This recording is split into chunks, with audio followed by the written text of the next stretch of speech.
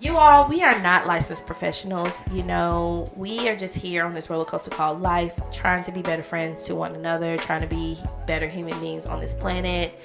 If you're tuning in, we are not opting out of therapy. We are not advocating that you listen to us and not see someone who is licensed and trained to help you with day-to-day life on how to cope and deal. So we advocate for therapy a lot here.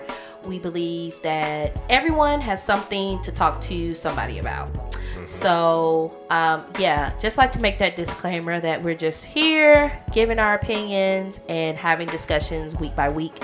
And we're hoping that, maybe you can find something useful, or if at least find a little humor in this terrible, terrible rock we call the world. In other words, if you listen to our advice and you get popped in the mouth, don't at us. Yeah, don't at me because you may get popped in the mouth again.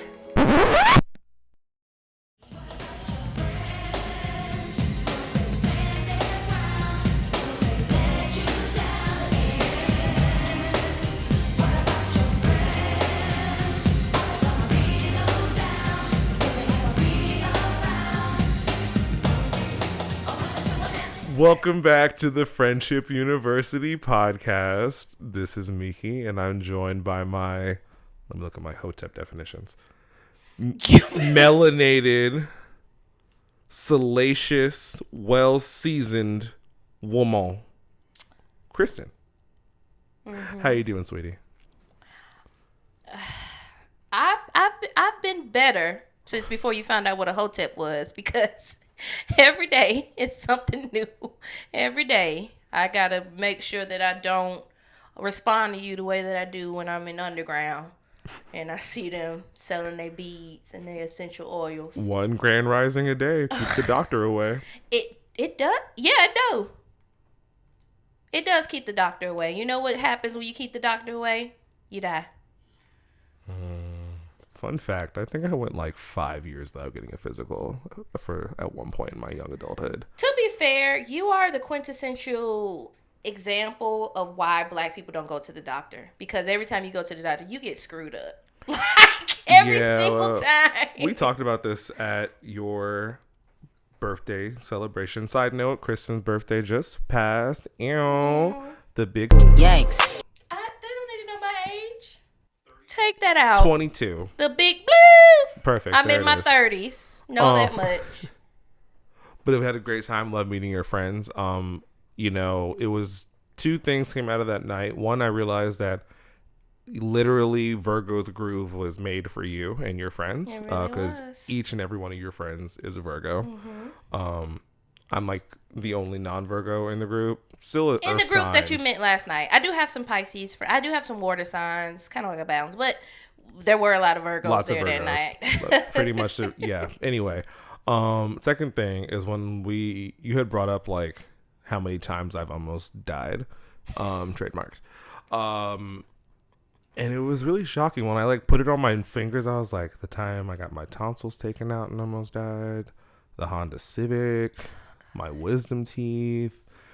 It's a lot, like, Didn't you had what, a Charger or a Camaro? Didn't you get an accident in that? That's when the Focus hit me. Not the Focus. I had a Ford Focus, and that's when the Civic hit me. I had another one on the top of my head that I just forgot. Oh yeah, my peanut allergy that almost took me out. So yeah, no wonder I'm just full of like stress and anxiety. You still go to the doctor though. I'll give it to you. You still take care of yourself. Because I love my doctor. Can I say his name on here? Boop. Okay, well, my doctor, he's great. My primary care doctor. Love him, love his team. All people of color, which I highly appreciate. Mm-hmm. Love my therapist, Miguel, as we call him. Yes. Fantastic work, honestly. 9 out of 10 would highly recommend. Because you can't take a point away because he be getting you together. You can't do that. You can do that, but you can't do that. I'm not going to do it. He's doing a good job. 10 out of 10 would recommend. Yes, as Miki said, I had a birthday. I'm so thankful that all of my friends that were able to made it out. There was some commingling where I had friendship groups meeting one another for the first time, which was really nice because that doesn't always happen because people live in different places, and we don't always get a chance to like congregate. And then I don't often do like I am a hostess, like Joan Clayton off of Friends, but I don't do big gatherings. One, because I've never had like a huge space to do like a really, really big gathering.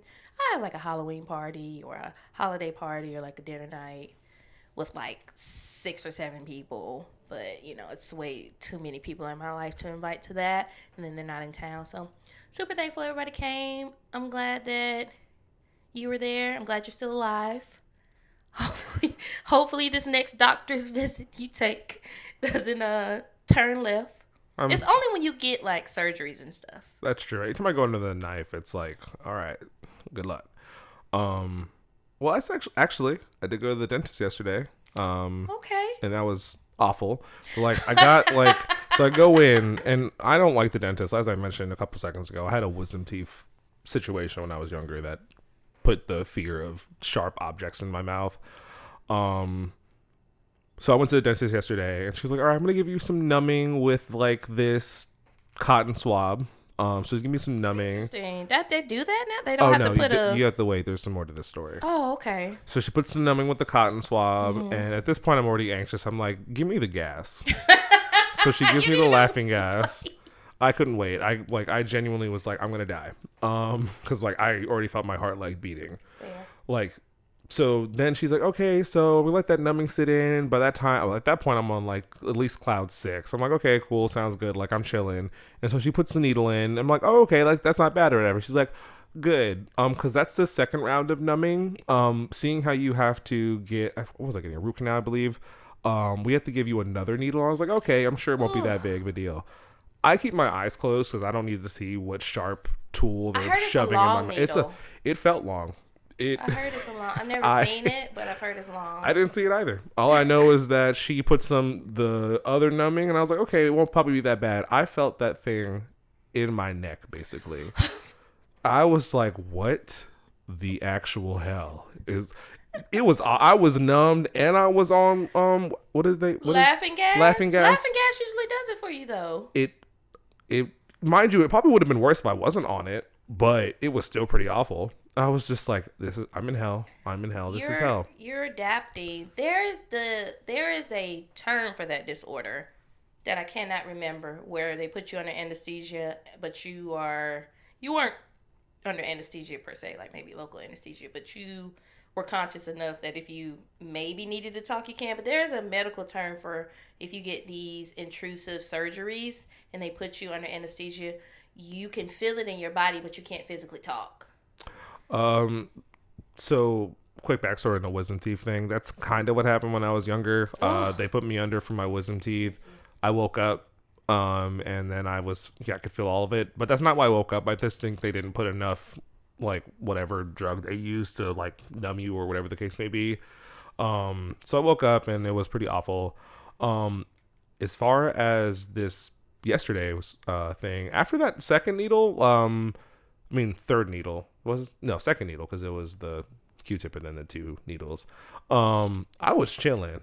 I fell asleep at one point. I didn't sleep very good the night before. Fell asleep in that chair. I woke up. She's like, "You're good to go, sweetie." And I was just like, okay. Because my whole left side of my mouth was numb. Did you drive yourself home? You didn't tell me you went Absolutely. to the dentist. I was. You it's fine. I wasn't put under. I was just had a lot of laughing gas, and I was sleep deprived, so it made the surgery a lot easier, or operation. But yeah, that's how I spent yesterday. As far as the rest of my week, I read somewhere that Madison is in like, refrigerator. I don't know, Mercury retrograde, whatever you want to call her. Yeah. She's Maria been dragging us. Dragging.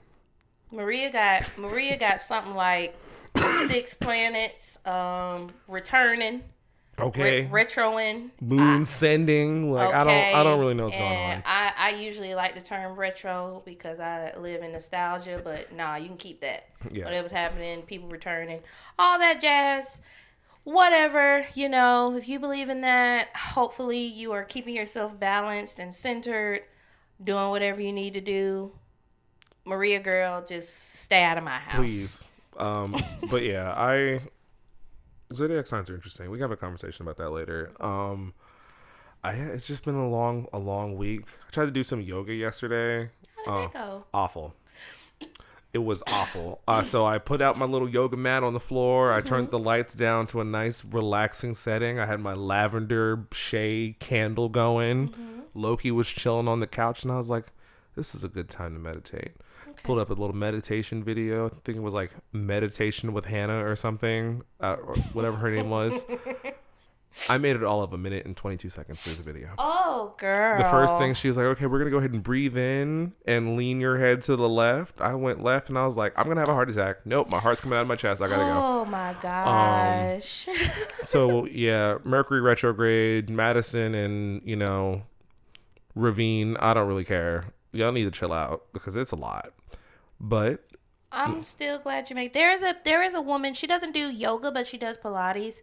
I follow her on YouTube, Issa Wiley, and she is so good. If you ever get a chance, it is kind of meditative because she's talking to you and you're doing the movements. If you know anything about Pilates, it's very strength building. So, I do like her a lot. If you get a chance, there was another woman on YouTube that I used to listen to do yoga with.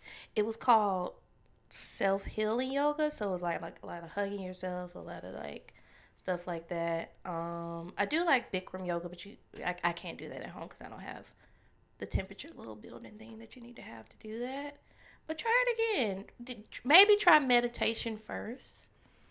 I could do that a lot easier. Like I do this thing called what the hell do you call it? Urge surfing. Where essentially it's like little mini meditations where like you just sit perfectly still and like notice any urge you have in your body to like do anything. You'd be surprised how many urges you have if it's like scratch your leg or like, nod a certain way or like lick your lips or something like that. So you like literally sit there and just notice everything. I've never heard of that, but that sounds interesting. I may try that. It's pretty nice actually. It kind of like helps you like build a tolerance of like sitting still and like meditating, which has helped a lot. So that's been really helpful. But yeah, that yoga stuff, it's probably because I have like a lot of trauma in my body, and it's just like you want to connect with your body, the thing that like we've almost killed 6 times. I mean, if you want to touch my body, absolutely not. You'll be fine. So I actually feel like I want to go get like a deep tissue massage, but like I feel like if they hit the right spot, I'm gonna start like bawling. What I'm kind of excited for you though. Yeah, it may be good. They're expensive though, so if you want to drop some coin, for a full body massage, couples massage, we both need one. We both work hard. We got stress. We got tight shoulders. Jesus help me. For those of you who are new here, you can anticipate episodes from us every Friday, Friendship Fridays. We're so happy to have our returning listeners, and as you know, we're going to be doing discussions every week around the lost art of friendship, how to create, maintain, and develop them, because friends are worth fighting for. This week, we're going to be talking about FWB, Friends with Benefits. As a lot of you know. The face you made as you introduced this topic, this is why we need a video. As a lot of you know, we like to do icebreakers here. Questions have still been hitting. I know we haven't done them in a few weeks because we've been doing questions galore on all types of things. But this week, Mickey, I'm going to ask you, I guess it's a 2-part question. Have you ever had a friends with benefit situation? And like, how did that turn out if you did? So before I walk into the discussion, firstly, I came up with the question for this week because cuffing season is among us. Okay. Hot girl summer is coming to a close. I'm trying to figure out how we got in cuffing season and you niggas supposed to be abolitionists. Why y'all trying to come together?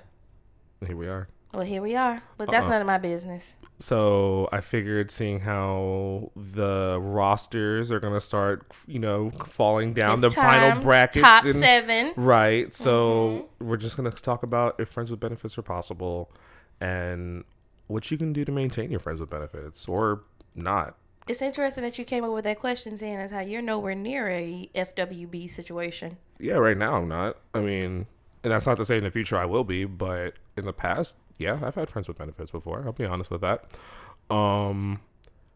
I have had a few experiences with friends with benefits, some more successful than others. Okay.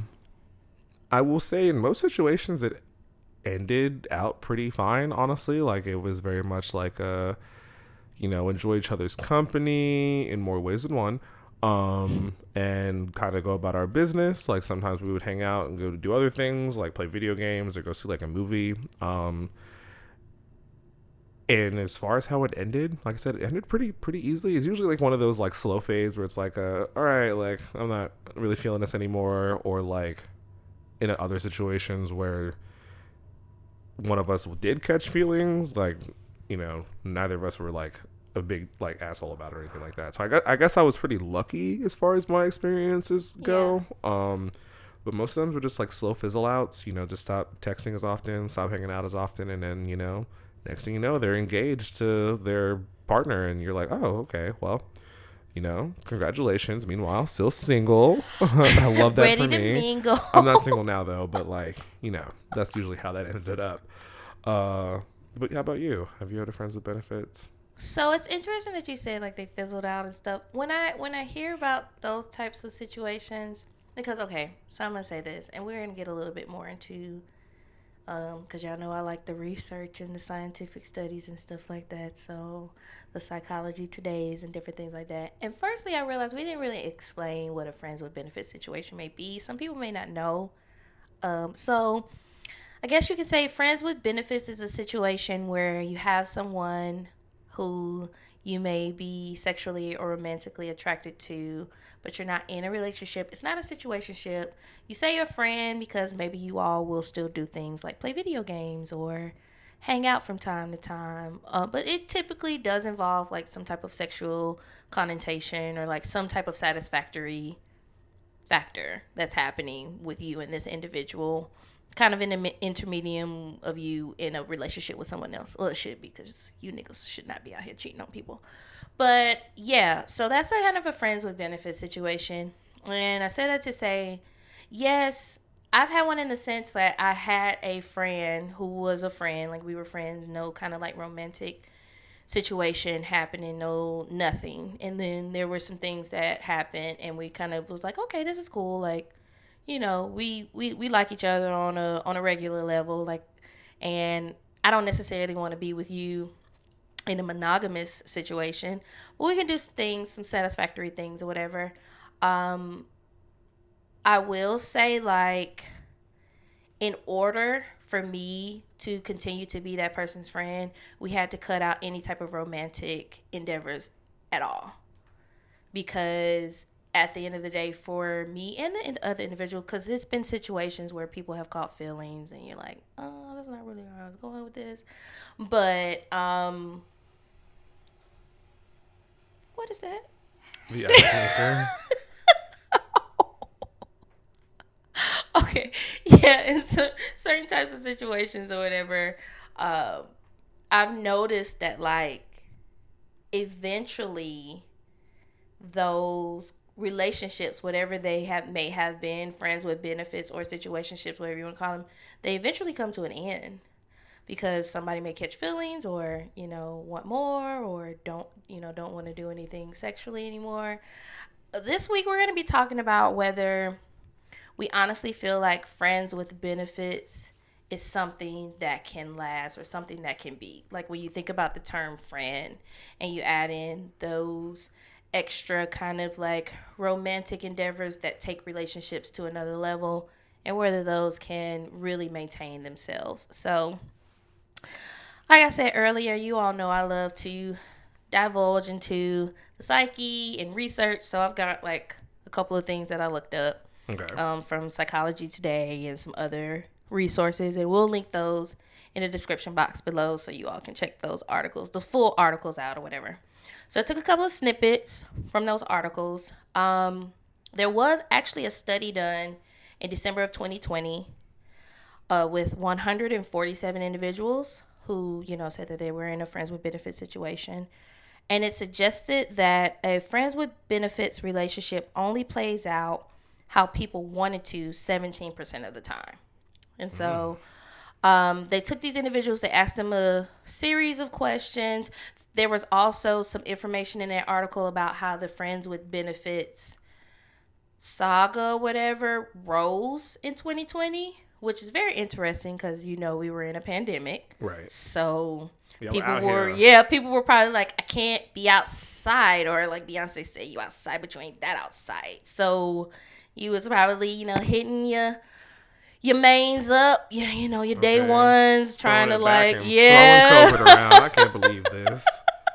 So I can totally see why that was a rise, because we were in the house and people were like looking for stuff. But it said people whose relationships were most likely to evolve how they hope were those who had anticipating transitioning to a regular friendship, meaning eventually phasing out any type of romantic or sexual endeavors with that individual.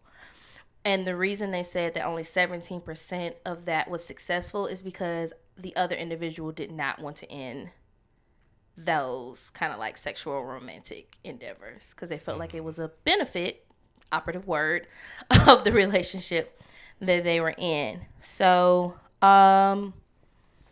it says that research also suggests that these relationships carry high levels of uncertainty and tend to be less emotionally and sexually satisfying than traditional romantic relationships.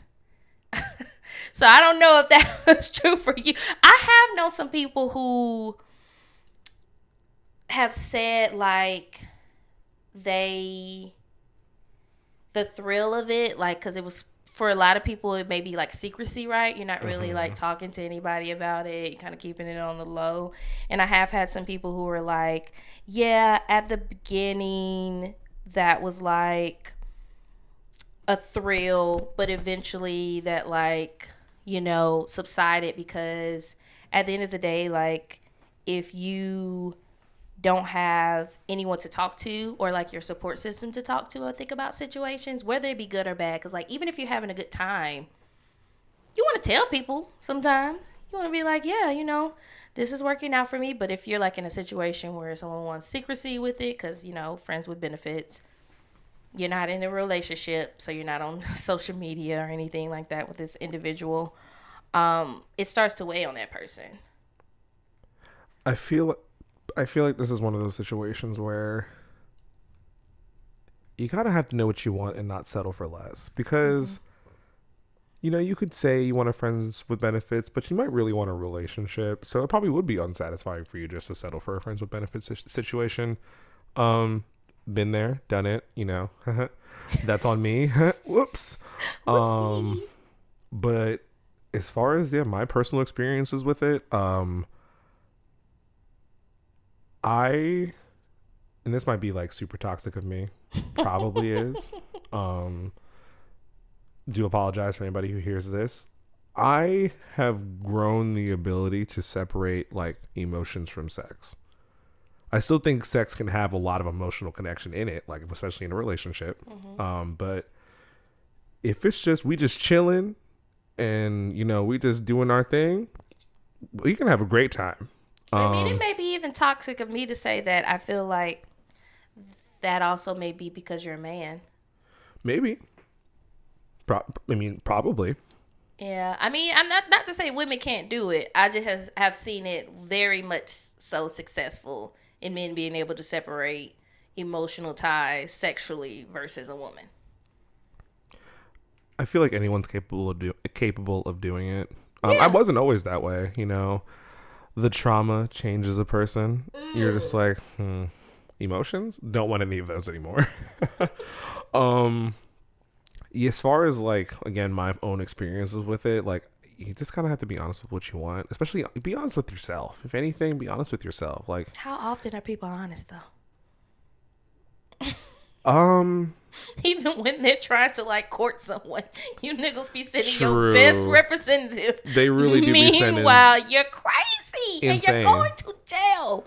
No, I totally get that though. I don't think it's impossible, right? There are almost 8 billion people in the world. I can't speak and say that it's not possible for someone to do it. I just personally feel like To say friends with benefits for me insinuates that if you take the benefits part out, you can still be friends. And a lot of times, what I have seen is that when the benefits have been taken out, the relationship in total is just done.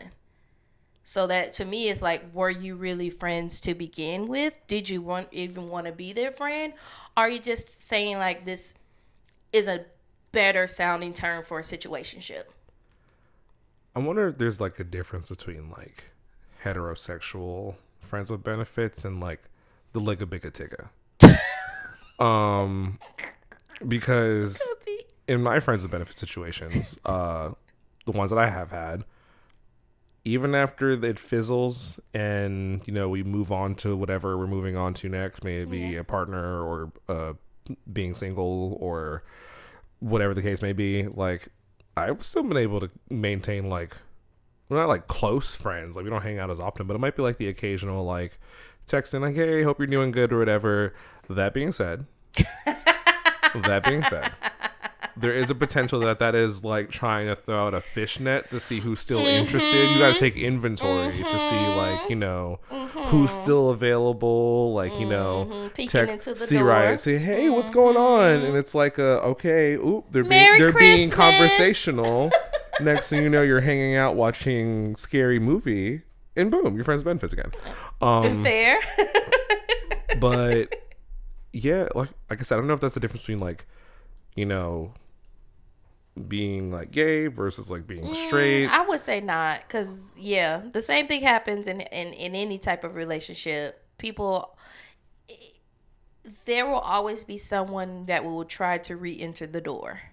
So, you know, if you're aware of that or not, I think any sex, what you identify as, regardless, you may be the person or may have someone who will try to backtrack or re-enter the door or try whatever. I mean, because we're built up of experiences, right? And sometimes, like you said, the trauma kind of helped you to separate certain emotions sexually. For some people, they may like comfort. I mean, even with that, like, thinking of that, I did have another study that I read about that was trying to, you know, I'm going to say quote unquote, give scientific reasoning. They did use scientific words, but this was one article. I didn't divulge into it, like, to try to make sure that this is what other people are saying or whatever. But they talked about something called the familiarity principle, which it dictates that when we are attracted to what is familiar to us, according to several studies, facial attractiveness positively correlated both familiarity and typicality, meaning that we react positively to the already known. So if we're already comfortable with someone, that goes that, like, hey, hope everything's good. When you become intimate with someone, I think on some level you have to have some sort of comfort. And if it happened once, I'm pretty sure you feel like it can happen again. So you can cast that net out there. So they said, therefore, this will inevitably lead to stronger feelings for someone we repeatedly share intimate moments with. Which I believe. I believe, and this is for any relationship, I feel like when you spend time and or intimacy with someone on a regular basis, there is no way to, like, not develop some type of feelings for this person, whether it be a daydream of you thinking of them more, or like fantasizing, or, you know, because, like, I do know that people sleep with people that they don't want to be seen with in the daytime. I know that happens. Like, I know you niggas be out there sleeping with people that you don't actually really like, and I get it. But I do feel like a lot of people do sleep with people who eventually they get some type of connection to. Because you spend time. That's like friendship. We spent time together, developed this friendship. Any other friendship, any other relationship, the more time you spend with it, the more inevitable it is that you will become connected in some way, form, or fashion. Oh yeah, well, that's the friendship part. So this is where, like, my fucked up brain kind of like takes over. The problem with me is once someone falls into a certain category of person in my brain, they'll typically stay there no matter what. That's fair. Friends with benefits is a little different because the benefits part can leave, but I can still just be their friend. But like, if we start having a relationship in a sexual sense, more often than not, my brain is going to keep you in that portion of You're right never there. going to think about I'm not going to give them in like a partnership way. I'm not going to Mm-hmm. think of them as like a casual friend. Like there's someone that I have a physical connection with, and like I'm not going to say it's impossible. Like there have been people that have gone from like friends to like partner or like partner to friend. Like I think you can be friends with your exes, but that's a story for a different episode. But it for me, it's very hard. Like once you're in this bubble here, you're stuck there for the most part. Which I think is what happened with that study that I said where only 17% of the people's expectations actually ended the way that they wanted. Because most people are probably thinking like you. Most people are probably like, I done put you in this box. And that's where you gonna chill. And that's where you gonna stay. When I do my little the wind up, I only want to see you as that. Okay. I don't want to see you popping out as nothing else. Which might make me heartless. Maybe make me a bad person. I don't think heartless or a bad person. I just think you said it. Like there are certain traumas that have, made you correlate certain things together. That's fair. But so yeah, for me, friends benefits aren't that hard to maintain. Like I said, because you kind of sit in this little bubble area in my head forever. Like I said, you can kind of be downgraded from that. Like I can lose the benefits section and just be friends with you. We could just stop talking altogether. It is what it is. Well, let me ask you this. For you, it's easy. Have you found that if you try to put someone in just the friend category, meaning non-sexual, have they been positively responsive to that, or did you see them kind of like fall off? Like we were friends with benefits before and then I pushed them back to friends, or like... Yeah, and then were they responsive to it? Like, yeah, we could be cool, or like, did you kind of see them fall back a little bit? I think most people, at least as far as I can think back, like try to play it off cool, where it's like, oh, like that's fine, like totally get it or whatever. I mean, no one likes being rejected. Being rejected is a painful feeling. Rejection is very real. It's an awful feeling. Everyone experiences it.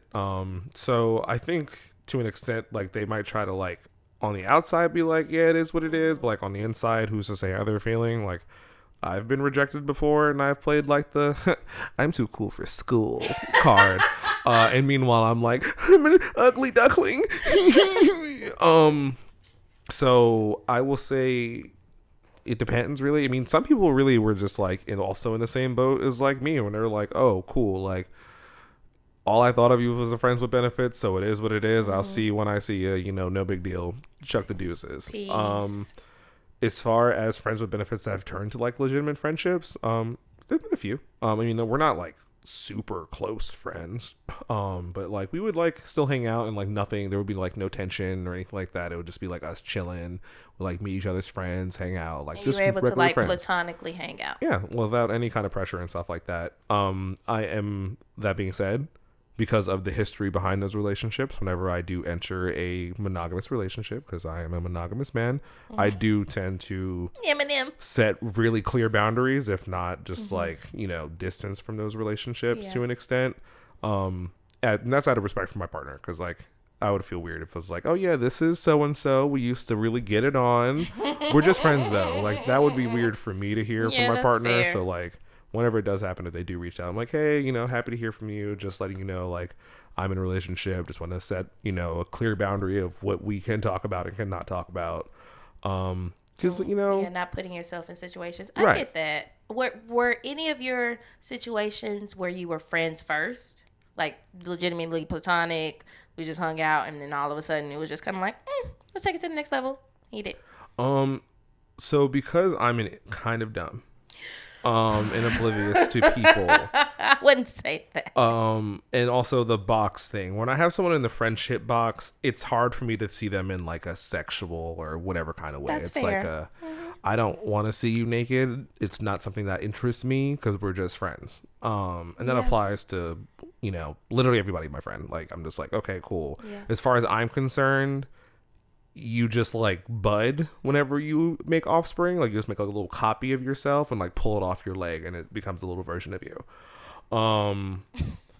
But as far as like situations that have come up when a friend has like made a move on me, it was always like a sometimes pleasant surprise where it's like, oh, I didn't know you felt that way about me. This is exciting and interesting. Other times I was like, whoa, I thought we were just friends. So it depends. Some of them have been really, really fun, honestly, where it's like one of those like, oh, okay, like I didn't think about it because I'm just oblivious and kind of dumb. And, you made your move and, why not? Let's just have some, we're already pretty familiar with each other, just have some fun. Yeah. And like I said, there are situations where I was just like, our relationship as far as friendship goes is like really solid.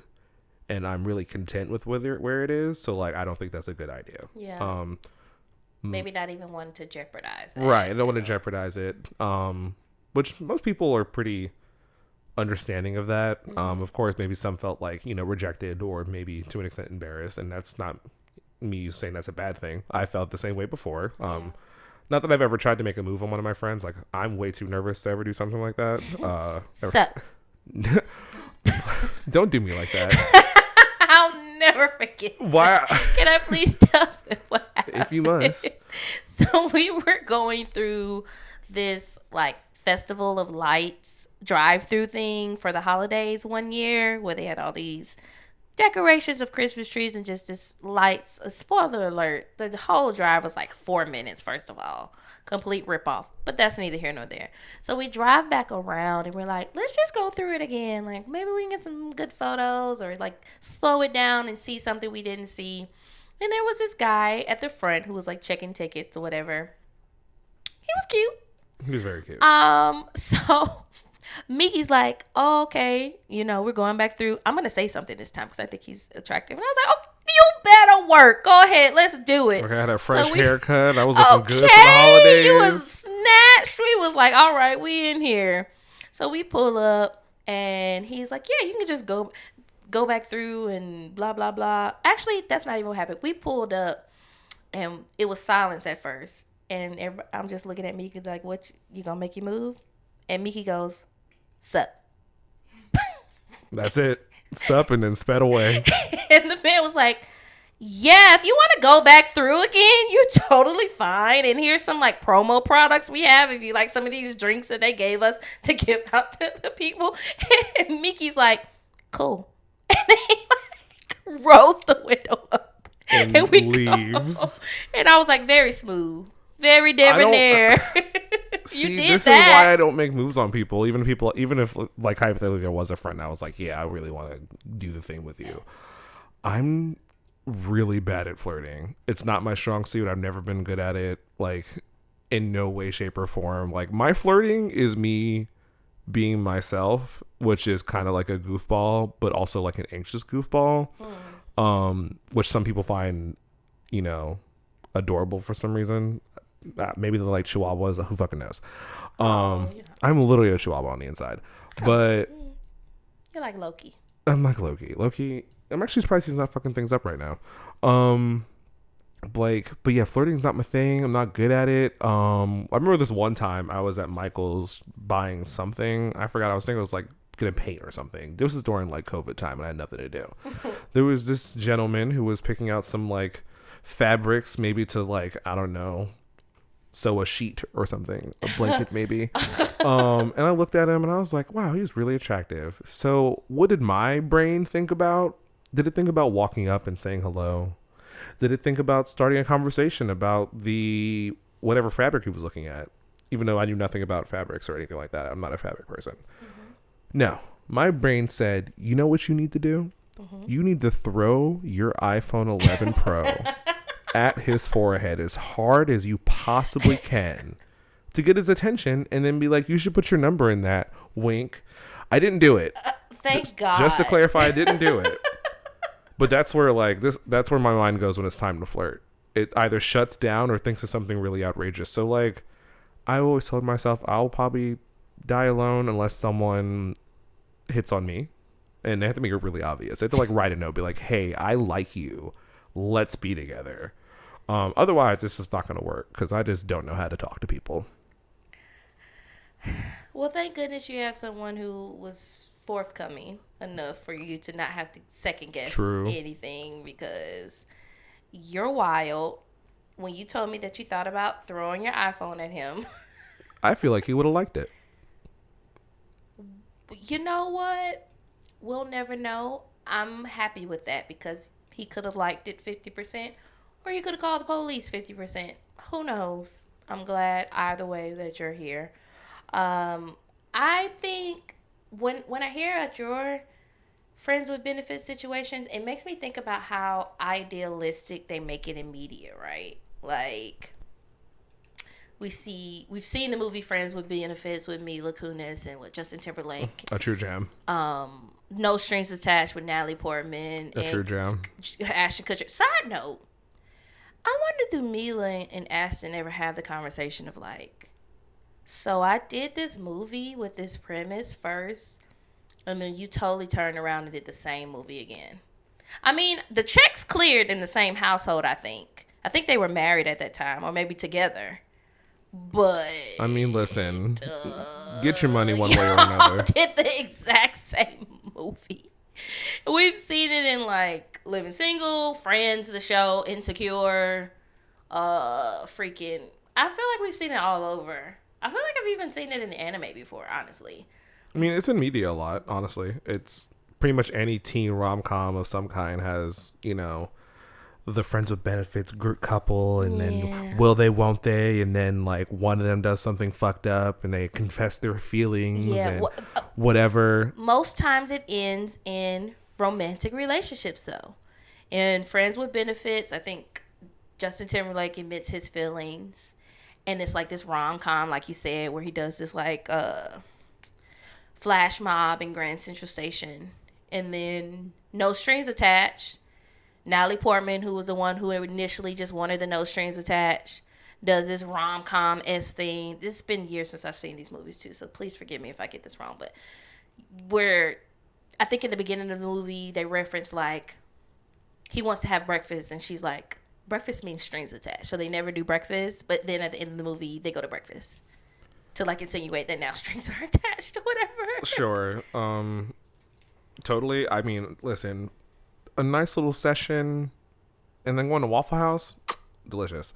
But yeah, don't listen to my experience. I'm a traumatized individual. Your experience may be someone else's, though. You can't negate that. That's true. You know, if you like... have my experience, if you know sexual connection doesn't really lead to emotional connection, don't feel bad. And I know you're not the only person I know like that. I know some people who have been able. I just know for the other person that they rejected, it turned out to not be that way. Like, they actually wanted something more. They just never said anything.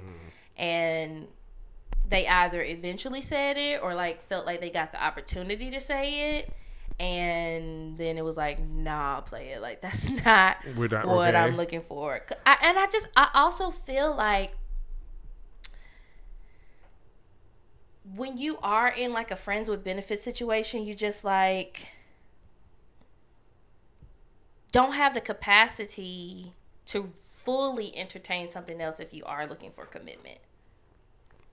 Like, you can not really want to be with this person monogamously, but like if you're talking to in my mind and for me, because like I said, there are almost 8 billion people in this world, so may not be your experience, but if you're trying to get to know someone else on a more intimate level and like monogamously, I feel like that kind of like clouts your mind a little bit, because let's say you aren't romantically involved with the person you're trying to be in a monogamous relationship with, but you are still romantically involved with someone else. Like, it's almost like you're still getting the need met, so you can't really gauge whether this person who you want to be in a monogamous relationship is fulfilling the desires of your heart. Oh yeah, for sure. That's actually a really good point. Naturally, whenever I decide to go on the search for more long-term commitment things, I do cut off those relationships. Like, I know earlier I said, like, whenever I'm in a relationship, I set those boundaries, which is true. But I usually start that weaning off process a lot sooner than that. Where, you know, I also do say that, like, I'm able to separate my feelings from, like, sexual encounters. Like, whenever I do get romantically interested in someone, like, sex takes on like a new meaning for me, and like it becomes much more about like connecting with That's that fair. person and like exploring and having a good time with that person. So it's not like all sex is meaningless. Not by any means. It's just like sometimes there's more depth to it, and other times there's not. For you, I guess what I feel like I'm hearing, and you could correct me if I'm wrong, like there's a difference for you between sex and intimacy. Yeah, I believe there's a difference between sex and intimacy, love making and fucking. You can bleep that fucking out. You don't got to. That's what it is. That being said, I think you can do both in a relationship. You can definitely do both in a relationship. Yeah. But yeah, I think friends with benefits are definitely doable. I mean, again, I think it ultimately boils down to being honest with yourself. You know, not everyone's built for that. You know, if you want to watch The Little Mermaid, you know, and cuddle up with a boo, don't settle for less. You know, if that's Don't call me the cuddle, because I'm watching The Little Mermaid. I'm literally going to watch the entire film. Multiple times. I cannot wait. This ain't no Netflix and chill. I'm watching it. Okay. Just be honest with yourself. Be honest with that person. Like, you know, if you want more, like, be honest with that person. If they can't give you more, like, you know, I mean, you could settle for less, but I wouldn't recommend it because you'll just be disappointed. Right. Or, you know, if y'all are on the same page, cool, rock it, have a good time. You know, who knows? Maybe you might express your feelings. And they're like, you know, I also am looking for something more serious. But that being said, they also might say I'm looking for something serious. It seems like most times, okay? It seems like more often than not, they're not. They're more often than not. Listen, the possibilities are endless. I've never dated a friends with benefits of mine. Like, it's never gone to that level of like, all right, let's be, you know, in a relationship now. But, you know, I'm not saying it's not possible. I'm happy in the relationship I'm in right now, so no need to go ahead and exploring that part. Wishing all my friends with benefits, or former friends with benefits, I should say, out there, all the luck in the world. And just have fun. The world's gonna blow up one day. Like, it's insane. That escalated. There's a new plague every weekend. Yeah, between prayers out to Puerto Rico, by the way. Yes. And all those countries affected by these hurricanes. Between that and Adam Levine, I don't know. It's just 13-year-old me, Adam Levine, Maroon 5. What do you do? Oh, girl, you really do live in a bubble. What happened? So my boy, it makes me sick saying it. My boy was married to a Victoria's Secret model, I think, or something like that. He cheated on her while she was pregnant. Okay. And then tried to name the baby after his mistress. Wow. Okay, that is awful. I'll admit that is pretty awful, but that wasn't as bad as I expected it to be. You thought he was gonna be racist, sexist, homophobic. Like, maybe. I don't know. Okay. I like that was once again awful, and my best wishes out to his former fiance, girlfriend, whatever. They were married. And she was pregnant. You know, in a day and age of like these celebrities coming out with these crazy ass stories, you can't be shocked. You're right. You can't be shocked, but I'm not. That's a new level of niggadom. And he ain't even a nigga, is he? No, absolutely not. I haven't listened. The only Maroon 5 song I've listened to is "Moves Like Jagger," and I ain't listened to that in forever. I am kind of. I mean, there's other songs by Maroon 5 I like, but like I can't think of it from the top of my head. Is a bop. The bottom of the list for Maroon 5 fans. I can't believe you. I'm not saying it's not a good song. I'm saying, like, if you think about like songs about Jane, "Harder to Breathe," "How Dare You Say That My Behavior Is Unacceptable." He was actually telling us that nigga was telling us then. We didn't even realize my boy was talking about it in his songs about Jane, but tell on that's themselves. neither here nor there. It's like rappers who talk about committing murders in their songs. You know what? The people who's supposed to be in jail are in jail. That's all I got to say. Also, just gonna go ahead and just pop this in here real quick. I'm not gonna give my opinion on this, but I'm just gonna say that y'all are wild, and I'm gonna leave it at that. The fact that y'all are talking about rap songs, "Smoking on Elizabeth." Y'all First of all, are out it of didn't pocket. start That's gonna with be out on that. I'm not gonna continue. You can't blame rappers for picking up on the trend on Twitter. It was Twitter that was like, we got that Lizzie pack with her face on it in England. And then they made, Gucci Man said we smoking on Pookie Low in front of the friend that he murdered. Did. So, I don't know what to tell you. I mean, she had 2 funerals or 2 services. She got laid to rest properly. People gave their condolences. Thousands of people lined up for the condolence. I mean, what more can you ask for? What kind of more send-off can you ask for than that? I mean, true. I mean, listen, she shut down the whole country. I was watching TikToks. Yes, I'm back on TikTok. Plot twist. And people were like, oh, yeah, like I had chemo or something scheduled for today and they canceled it for the funeral. Absolutely not. It's insane. They or the doctor. Either way, absolutely not. I think it's because of it being like a national holiday. The doctors have to close. Chemo. Doctors never close. Maybe that's a United States thing, but doctors, I have never known a doctor's office to not be open. That's like saying police stations can close, or like when a national tragedy happens, instead of flipping the switch at Georgia Power, we just flip it off and then nobody got power. What? I'm just supposed to not get sick that day? That's what they said. I'm just supposed to not injure myself that day. Mm-hmm. Just not supposed to give birth that day. Not supposed to go into labor. Yep. Not supposed to have chemo, which is my life-saving treatment. Just not supposed to get hit by a car.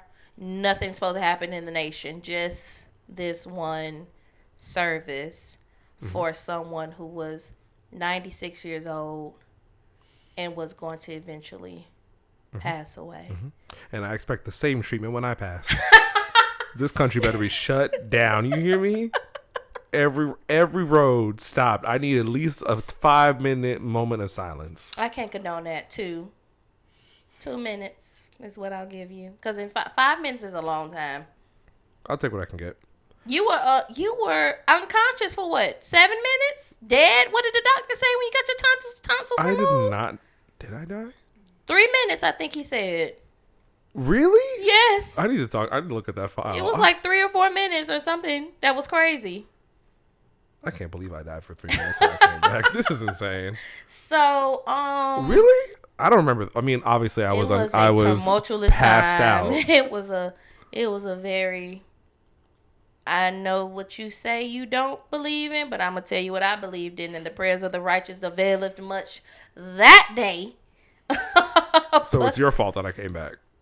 You said you wanted to be taken out, not torturously taken out. I was asleep. I wouldn't have known.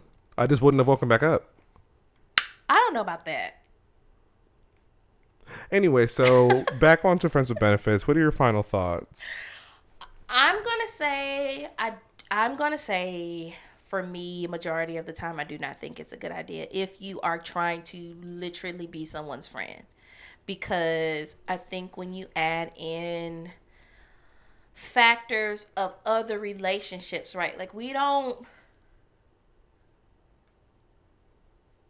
when you think about other situations that you have in other relationships, you don't put other factors on there that you think will take them out of their element. So I think that if you truly do consider someone a friend, unless you are both considering taking it to the same level of, either friends with benefits and potentially fracturing that friendship, and or even in monogamy, because you can become monogamous with someone you were friends with and that may end badly, or and you all are not the same friends that you were. I just think that when you spend a lot of time with someone and you put in romantic intimacy and different things like that, it changes the atmosphere. And so, yes, I do agree. You need to know what you want. And if that is something you feel like you can handle, then okay, go for it. But you need to be honest with yourself and the other person. So it's a two-way street. You need to be honest in yourself and saying, am I just settling for this because I cannot get what I actually want? Not even just from that individual, but from anybody.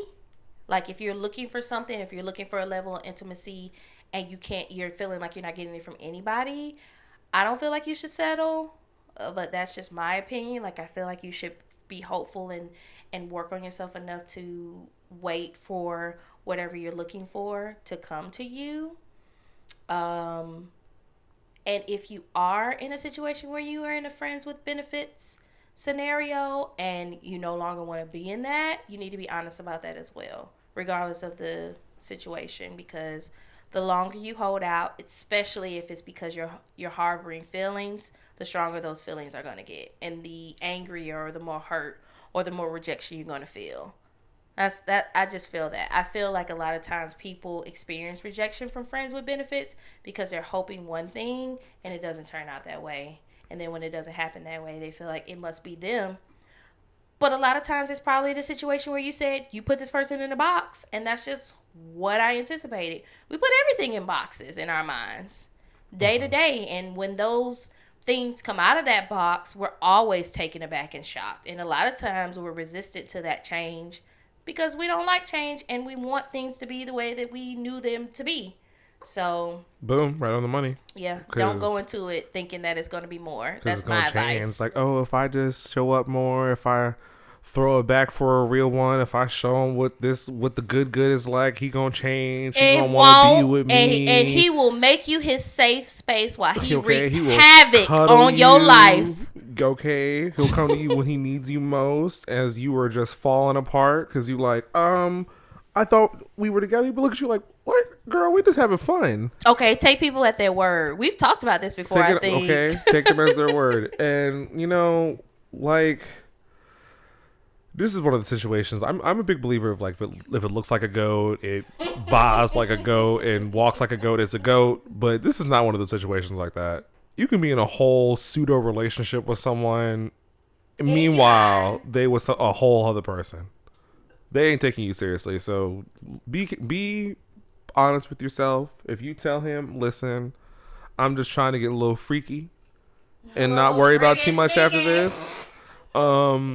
You need to be honest with yourself with that. And if you don't think you can handle it, if you really want to throw it back for a real one, you put your foot down. It may be a little cold. It may be a little cold this, cuddle season. You may be a little lonely. The holidays are coming up, and I get that. Oh, cuddles. First of all, season. If you're going to say you throwing it back for a real one, make sure they a real one. Okay, y'all need to vet these people. At least you need to date someone for at least a year. No title. Throwing it back. Don't listen to me because I'll be quick to be like, you want I'm to be in a about to relationship? say you have never been with somebody for a year without a title. How you going to give that advice? Because I'm speaking from experience. And that's why Loki had to get behind you to hold your back up because he knew. So yeah, friends with benefits definitely possible, but it's not for everybody. But just like I said, be honest with yourself. I would say there's a lot of fish in the sea, but let's be honest, there's like a lot of like tilapia in the pond. Ain't nobody say what kind of fish they were. Nothing but tilapia. They just said there were a lot of fish in the sea. It's your job to vet. If you pick up the package and it says farm raised, you know what you're getting. That's not.